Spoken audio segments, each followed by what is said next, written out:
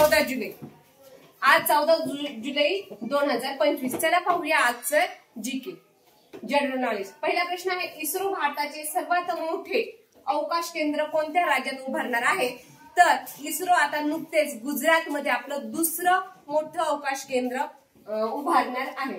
मग आता इस्रो बद्दल आपल्याला माहिती पाहिजे, सगळ्यांना कशी पाहिजे माहिती पाहिजे की इस्रो काय आहे। तर इस्रो म्हणजे इंडियन स्पेस रिसर्च ऑर्गनायझेशन, त्याची स्थापना झाली 15 ऑगस्ट 1969 ला आणि त्याचं मुख्यालय आहे बंगळुरू। नंतर मेक इन इंडिया उपक्रमाची सुरुवात कधी झाली? Make in India Narendra Modi यांनी ह्या उपक्रमाची सुरुवात केलेली आहे 25 सप्टेंबर 2014 ला।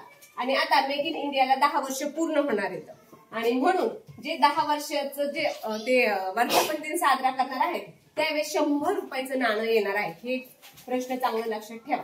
त्यानंतर गजमित्र योजना, गज म्हणजे हत्ती, हत्ती आणि माणूस याच्यातले संबंध चांगले व्हावे यासाठी गजमित्र योजना कोणत्या राज्याने सुरू केली आहे? तर ती आहे आसाम।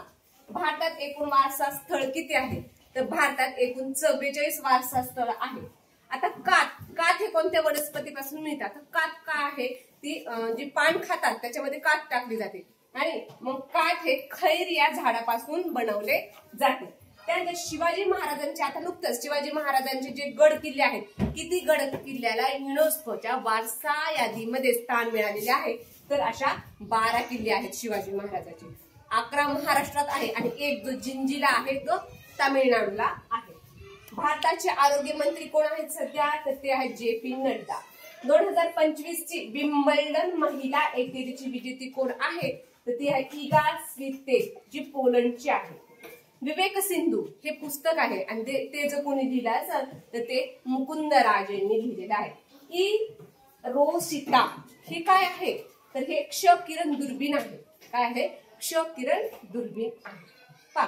सलग 6 षटकार, सलग 6 सिक्स मारणारा भारतीय खेळाडू कोण?